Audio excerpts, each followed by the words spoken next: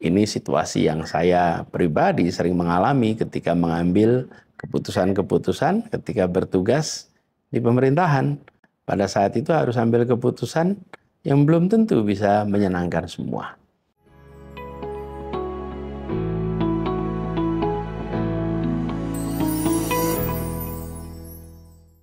Assalamualaikum warahmatullahi wabarakatuh. Halo teman-teman semua, selamat datang di kanal YouTube kita.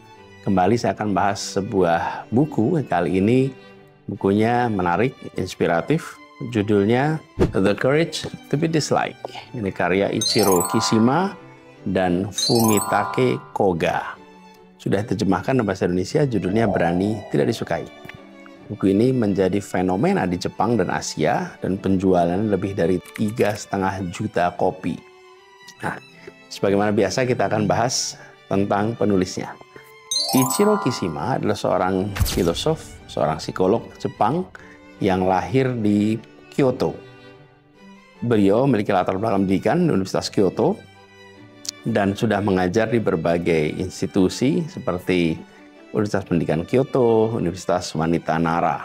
Sementara Fumitake Koga adalah seorang penulis profesional yang memenangkan berbagai penghargaan. Nah, kolaborasi mereka berdua dalam buku ini menghasilkan sebuah karya yang menggabungkan kedalaman filosofis dengan gaya penulisan yang mudah untuk dipahami, mudah untuk dicerna.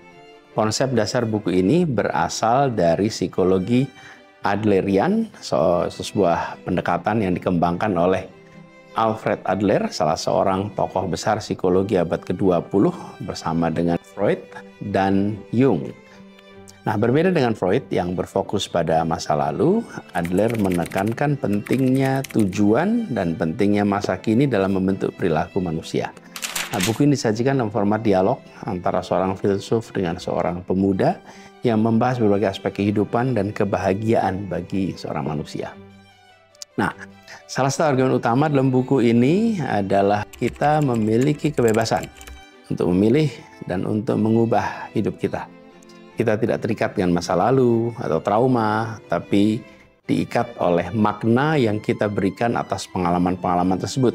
Ini mungkin akan terdengar kontroversial, tapi coba kita dalami lebih jauh lagi.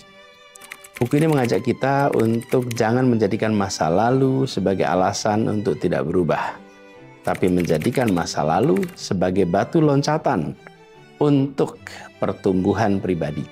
Argumen lain yang menarik adalah tentang pemisahan tugas. Kita seringkali terjebak dalam masalah interpersonal karena kita mencampuri tugas orang lain atau membiarkan orang lain mencampuri tugas kita.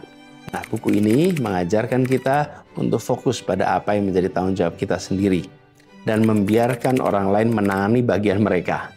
Jadi ini bukan berarti kita jadi egois, tapi kita lebih menghormati batas-batas pribadi dan tanggung jawab masing-masing.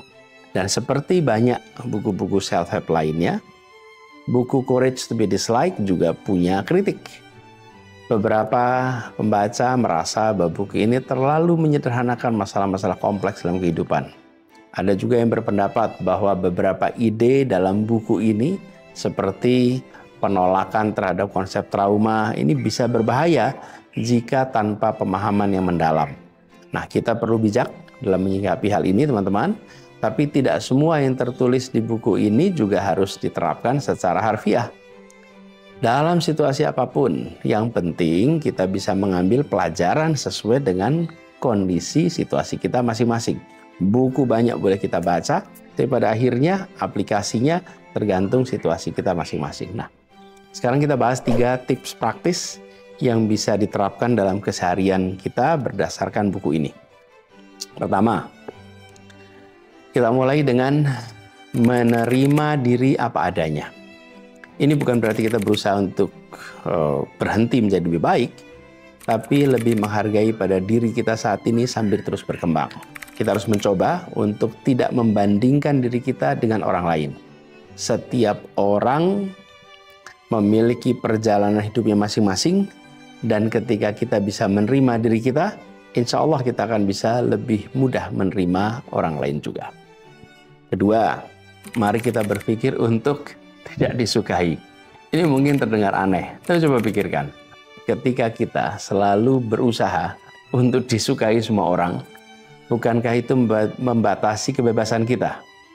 Kita takut mengambil keputusan atau mengekspresikan diri kita yang sebenarnya. Bila kita selalu berkeinginan untuk disukai. Dengan berani untuk tidak disukai, kita membuka pintu untuk menjadi versi yang terbaik dari diri kita. Kita tidak bisa mengontrol pendapat orang lain tentang kita, tapi kita bisa mengontrol bagaimana kita merespon atas situasi yang kita hadapi. Ini situasi yang saya pribadi sering mengalami ketika mengambil keputusan-keputusan ketika bertugas di pemerintahan. Pada saat itu harus ambil keputusan yang belum tentu bisa menyenangkan semua. Yang ketiga, kontribusi terhadap komunitas. Buku ini menekankan bahwa kebahagiaan sejati itu datangnya dari perasaan bahwa kita berguna bagi orang lain.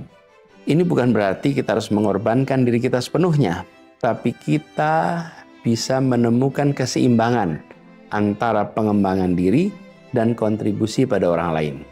Cobalah kita menemukan cara-cara kecil di mana kita bisa berdampak. Kita bisa membuat adanya peningkatan manfaat pada hidup orang lain, lakukan itu setiap harinya. Nah, teman-teman semua, buku The Courage to be Disliked mungkin bukan buku yang mudah untuk dicerna sekaligus.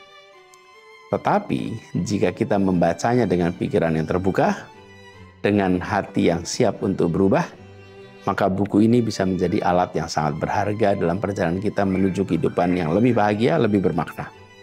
Mari kita semua mulai perubahan itu dari dalam diri kita sendiri. Kita mulai kekuatan untuk membentuk hidup kita sesuai dengan yang kita inginkan. Jadi teman-teman sekalian, buku ini memang tidak ringan, tapi punya potensi manfaat yang besar. Demikian pembahasan buku The Courage to be Disliked. Mudah-mudahan bahasan ini memberikan inspirasi, menambah wawasan bagi kita semua. Dan jangan lupa berbagi pengalaman teman-teman semua di kolom komentar. Dan sampai jumpa pada pembahasan buku berikutnya. Terima kasih. Assalamualaikum warahmatullahi wabarakatuh.